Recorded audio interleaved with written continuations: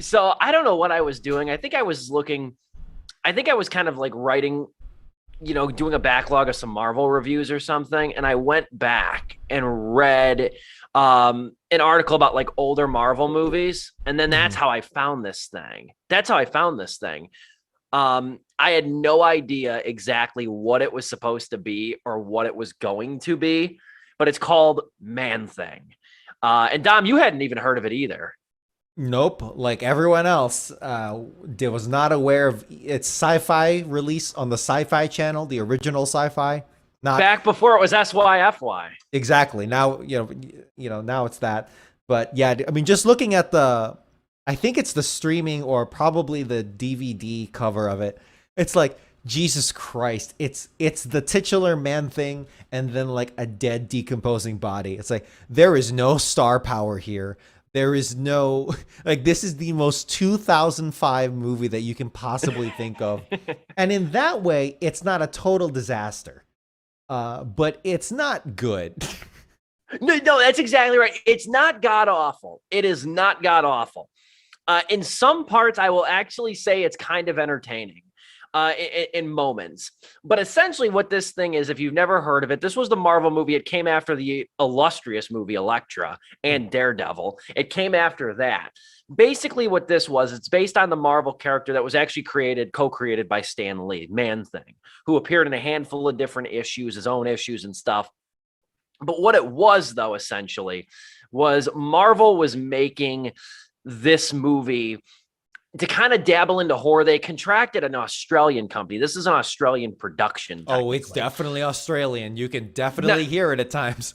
yeah, you can absolutely hear the Australian influence when Australians playing dress up as Cajuns. That's what this movie is.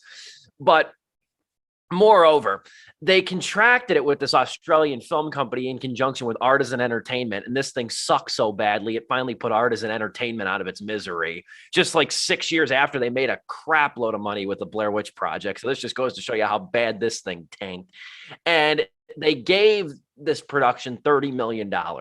And essentially, Marvel headquarters didn't monitor sort of the quality control on this. I always joke in reviews of old movies, I say old superhero movies, I always say this is back before the Marvel thought quality control actually mattered.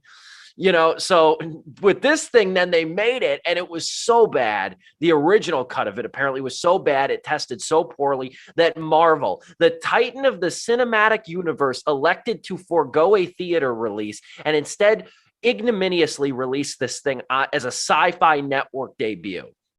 And that's where when it came to DVD, Marvel did no promotion. They lost their ass on this thing. This thing probably lost $40 million or so, 40 to $50 million. And it is complete obscurity. It never went to theaters outside of or I think outside of the US it did, but not in the US itself. And now it's a curious piece of history, free for streaming on Tubi. You can watch it on Tubi if you so desire. You could do worse. I'll just say that right off the bat. You could do worse. But man, this thing, first off, it's hard to even call this a superhero movie. It's Right. very hard. It's a horror movie. It's a It's swampy Cajun Creole inspired horror like movie. monster movie slash kind of has the vibes of a murder mystery, even though it's extremely clear who's doing the murdering. Um, but it's got tropes up the wazoo and Oh, not in the yeah. fun way. It is very 2005, as I mentioned. Both it is entertaining going back to the early 2000s, mid 2000s, and seeing that aesthetic that they had with the kind of cameras they were shooting with, and the film and the filters. It is really interesting to like just see that alone. Um, and it's almost honestly it honestly feels like a Universal Pictures movie, like a monster Universal Pictures monster movie from the same era. Fair. Um, so yeah, as Steve said, you could do a lot worse. It's not good, but it's it's got an interest. Let's talk positives first before we cut to intermission in like 7 minutes. Sure. It has an interesting aesthetic. They do nail It the does. swamp vibe very much so. I have here a poster. It looks like a an old poster too. Marvel Studio presents from the producers of Spider-Man, Daredevil, X-Men, and Blade. which is interesting how this came out after all of that, and it still wound up the way it was. But Yeah, like this isn't a first effort movie. That like if this was Marvel's very first movie, it would be slightly more forgivable. But no, man, they had clout after they made this. They made 3 Blade movies before this thing. On top of Daredevil and Elektra and Spider-Man, then they come out with this thing. and it's honestly okay. I said we were gonna say positives first. We're gonna say positives. It's I'll chime in with a positive. yes. I'll say Brett Leonard's a very good director, very underrated director.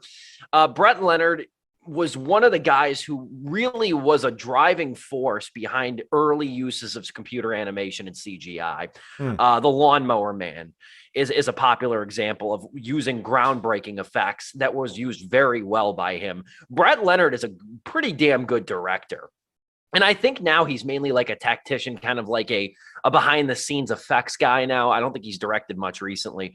But Brett Leonard, though, he brings an aura of competence that this movie's coffin ceiling nail could have been the ugliness of it. But I really like a lot of the swamp photography with this movie. I like sort of the sort of landscapes they used in this thing. I think it's on more occasions than not, save for some shoddy looking CGI, which I think was more due to budgetary constraints. Because like the man thing looks kind of messy. It doesn't, they wanted it to be practical, but they wound up having to use more CGI to it. I think the movie looks pretty good. And it's one of the things that kept me in tune to it. It's not sloppily directed. I'll say that it's quite well directed. Everyone's trying here. Everyone's trying hard, and it looks all right.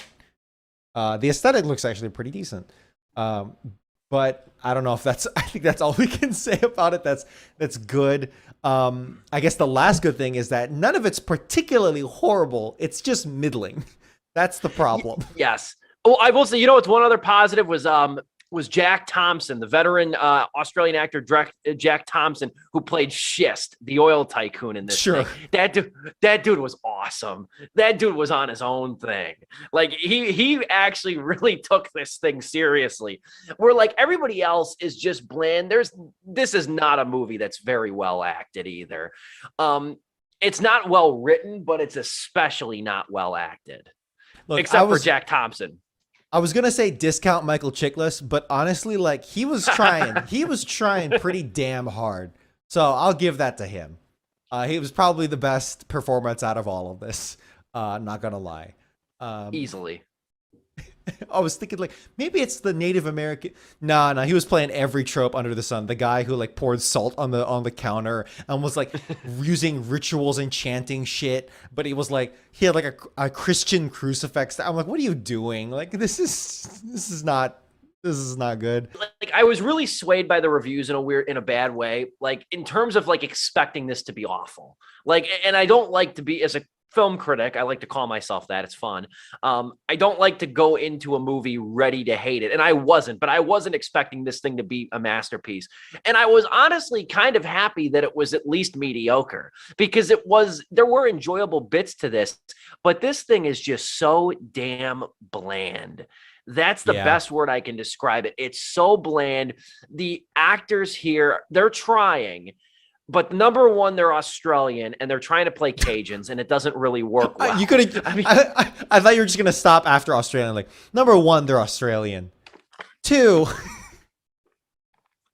No, man, I love the Wolf Creek movies and stuff. I like a lot of Australian movies. No disrespect to Aussies, but it's when you get the Aussies trying to play Cajuns. It's not like you're getting Aussies to play like general, regular, everyday WASP Americans over here. You know. They're playing thick-tongued characters and to a group of people that are very hard to emulate with any kind of authenticity. And it bites this movie in the ass from the beginning because the accents weave in and out. And on top of the fact that like nobody has personality here, like Matt Neves as the lead sheriff here. Like, my God, is this guy as bland as an action figure knockoff sheriff over here? I was like, oh, is Sean William Scott in this movie? No, he's not nearly as charismatic. And it's like Looking at the it's essential every day. Sean William Scott over here. yeah, pretty much. Kirkland signature. Sean William Scott. Kirkland signature Sean William Scott. What an adjective. No one put those two together. No one has ever put those two together before. You heard it here first. Yeah, dude. It's not particularly horrible, but it is just that boring. Real quick, the Australian accent thing. Usually when people say that, it's like, I didn't really catch that. It must have been like for a word or two. There are whole sentences where people are going off and it goes into a hard Aussie accent. Like, yep. Indistinguishable, or sorry, very, very distinct, like unmistakable Australian accent. Like, damn, you could have done another take here. Like, Jesus, whatever. And like Rachel Taylor as Terry, and it's like, yeah, this is pretty. Jack Thompson as Frederick Sist, I would say, is the standout here. But everyone else is playing either a hard stereotype or just nothing at all. And it's pretty sad to see. Looking back into the vaults of the mid 2000s, I was like, what do we got here? You know, Fast and Furious has come out of this decade, came out of that decade swinging hard, making millions. And it's like, what else we got?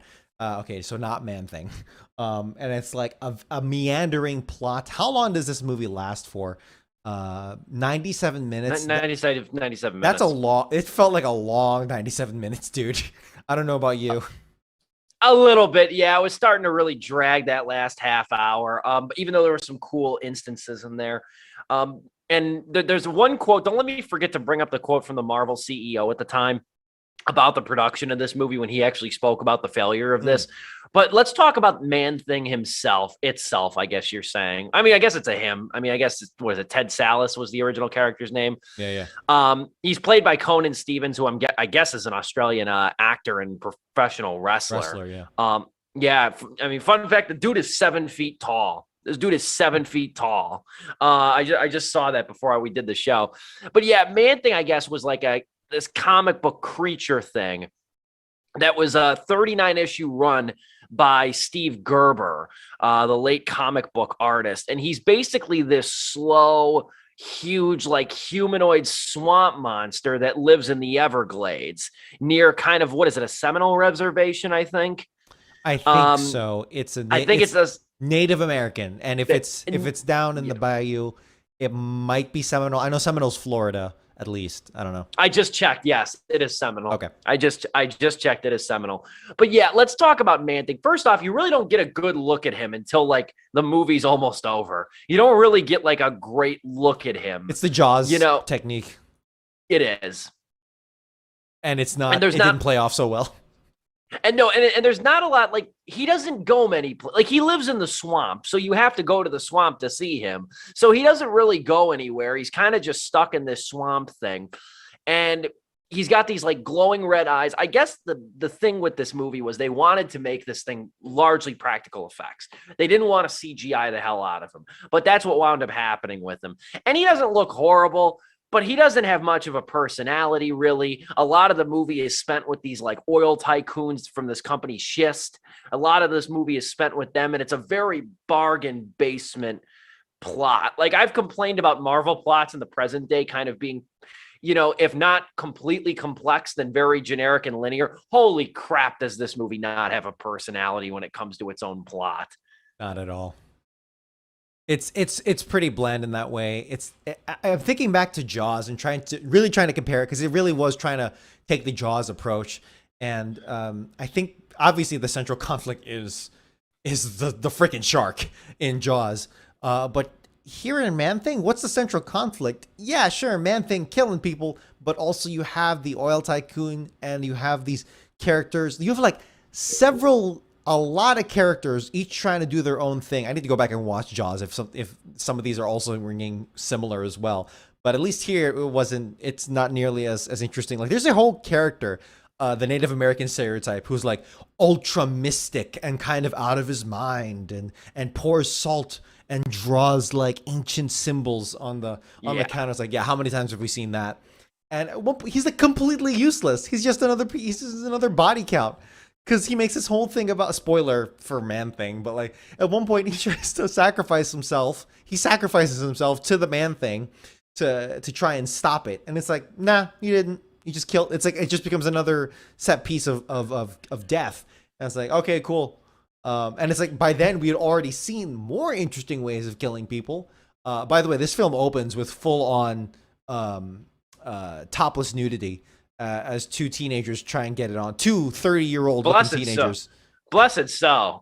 That was nice to see some nudity within the first few minutes of this thing, at least. I'm like, this thing might actually be so bad. Like, once I saw that, I was like, am I going to be the one of the critics to write like a 3.5-star review of Man Thing? Like, I would not hate myself for that. But then, that hope died real quick. I kind of like to do that, these like critically panned movies. I kind of like to go into it sometimes thinking I'm going to like it or try to appreciate it more and like be that lone person that thinks everybody else is crazy and this is actually a gem. Nah, it didn't happen with Man Thing again. I think I'm like 4-85 with that streak. Like that first 5 minutes, it is like full on person dies, the dude dies, smash cut to blood splatter on the woman's bare chest as she's screaming at the top of her lungs, and then cut to Man Thing. And it's like, Jesus Christ. Okay. Yeah, it's a monster movie. It's not a superhero movie. It's totally what it is. What was the I guess they were trying to go for variety because, by the time they got to what was it? X-Men? I don't know what the chronology here was leading up to 2005, but by the time they got to that, they were thinking, okay, people are getting tired of these superhero movies. We should do a horror. We should do a hard horror and see what's going on here. Set in the bayous of Australia. I wasn't as wrong-headed, though, because you got to remember, Marvel's cinematic debut, was the 1998 movie Blade, and that was a hard R-rated vampire movie. True. With horror elements. But well handled. But at least they had a humanoid, so I guess Man Thing is humanoid. I don't know. But what I'm saying is, at least they had Wesley Snipes as a superhero being able to have conversations and be cool and like strong looking, sure, as opposed to Man Thing, which is just in the background menacing and like that. I don't even know if he spoke. I don't even know if he spoke in the comics. I don't even know. No idea. I don't care. And it's like the most interesting part was like that very 2005 method of it's like, it's like this very schizophrenic kind of look of the creature from the creature's point of view, and it's like where they just take like a shot of going through the swamp first person, and then they speed it up 300%, so it's like and then it's like, yeah, this is how the man thing like seeks out its prey and stuff like that. It's like, that's okay, cool, that's cinematography, I guess. And that's gonna be a new podcast idea. That's cinematography, I guess. and there's a lot of body horror. No doubt about it. Some pretty effective body horror. All the practical stuff went there, which was cool. Yeah, that's pretty all right. I can agree. The hard smoking police person that looks at coroner, not police, but you know what I mean. The coroner that smokes a lot, and he's like, even the coroner's like off put by this whatever this is, alligators. And it's funny. It's like 2005. Even by those standards, all these are cliches. Yeah. But, aside from the first 5 minutes of nudity and, two main characters, two protagonists who have absolutely no chemistry whatsoever, really, where when they finally kiss, it means nothing. Really, what you're looking for here is just the murder spree. And even then, I don't think it's very satisfying at all. I don't know about you, but I didn't think it was satisfying. No, I can agree. It's not worth watching. That's at the end of the day. Yes. It's not worth watching. It's not bereft of moments. And when I write my written review of it, which you'll be able to read at stevepulaski.com, it's not bereft of moments. It's not bereft of a couple like really good shots. I think Brett Leonard does a good job. The one thing I will commend this movie, and it's not a great sign when you're commending a movie for something it didn't do, a flaw that it didn't commit. I try to avoid that because it sounds backhanded inevitably. But the thing that I worried about with this movie is that it was going to be dark and it was going to be discombobulated. I worry about that with movies set in swamps or set in like darkness, is that like the videography is going to be too dark and it's going to be like discombobulated editing. I really will say that this is competently crafted, at least visually and framing. Is honestly a pretty well-made movie. And I think it goes back to Leonard's background with visual effects and being entrusted at the time in the 80s and 90s to do a lot of experimental things with experimental technology. And I will say too, again, I enjoyed Jack Thompson in this, but there's not a lot working for it here narratively. There's not a lot compelling narratively. The titular creature is not very interesting. And and because the human characters are so thinly drawn, there's nobody to really grab onto in terms of like really like walk you through this whole thing and make you feel connected and root for. Everybody's just so blandly written. Yeah, it commits the ultimate sin of not being good and not being bad enough to be interesting. Henceforth, it's just lost to the ether, and rightfully so. Like this, very true. It really wasn't. No, like I'm glad we took the time to really make sure this was that bland.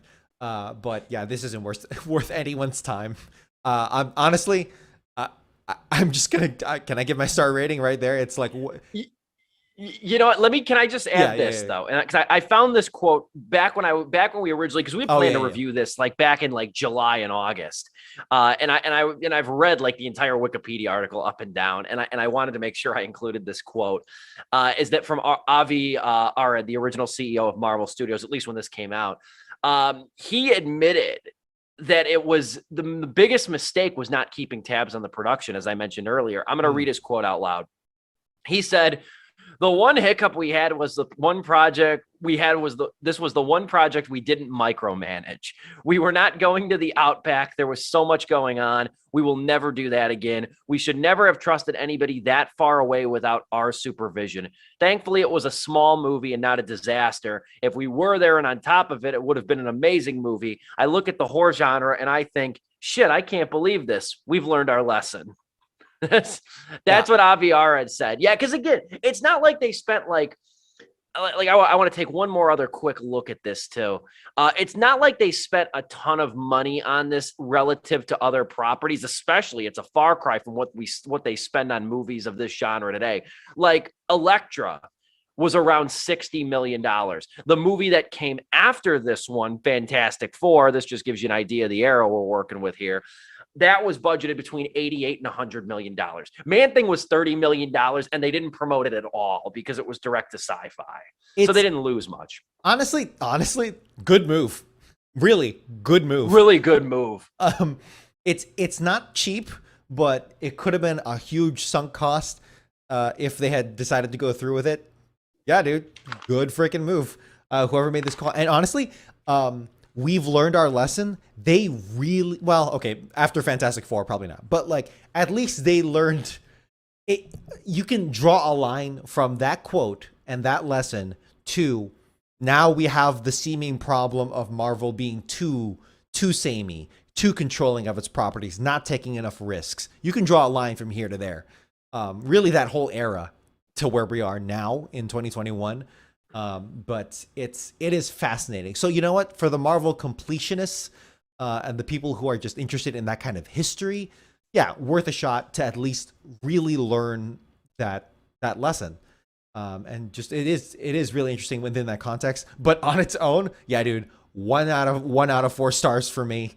It's competent in some ways, just really not good and not worth your time. Damn, you're going that low, huh? You're going that. It's not a vindictive 1 star. It's certainly not a half star. Not a no star. But it's sure. It's, I honestly teeter-tottered between 1.5 and 2. Sure. I honestly kind of went back and forth between 1.5 and 2. I think I have to stand pat at 2 though, just because it didn't offend me. Usually with 1 and 1.5 star ratings, something has to offend me, and the competence demonstrated at least visually was enough for me to give this movie the average baseline score. And I went back, like even thinking about it, I don't think I ever watched Elektra. I know I watched Daredevil. I never watched Elektra. I don't remember watching Elektra. I might have, because she was in Daredevil. but I was so young, I don't remember if Yeah, I and saw that movie or Daredevil not. preceded Elektra too. Right. So I Yeah. don't know if I saw I don't know if I saw Lecture or not. Steve, what's the lowest movie you've ever rated? The lowest movie, well, like I said, I used to do 0 stars, and the one movie I gave 0 stars was Jenny McCarthy's Dirty Love. That was the one movie I gave 0 stars, but I will never do that again. So the lowest ratings I give out are half-star reviews. Sure. Such movies I've given that to is the crowning achievement, Jason Friedberg and Aaron Seltzer's movie Super Fast, the Fast and the Furious parody. That was a disgrace. The Oogie Loves and the Big Balloon Adventure was another half-star atrocity. I came very close to Artemis Fowl, but that was only 1 star. The other one I could think of too that I gave a half-star to was Kirk Cameron Saving Okay, Christmas. you know So those what? are just the All type right, of no. movies. If Those are you just the gave, type of movies. let's get a baseline. If you gave Artemis Fowl 1 star, I'll give Man Thing 1.5 star. I'll do that because at least Artemis Fowl, I was sitting there like, oh my God. I was like sitting there saying out loud, oh my God, this is not good. Man Thing, it's just fast forwarding. I watched it, but it's like, you have that urge to do it. Whatever.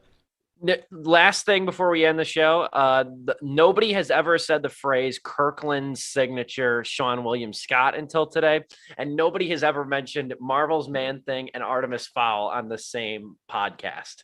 Nobody's ever done that. I We're speak innovating. with complete confidence on that.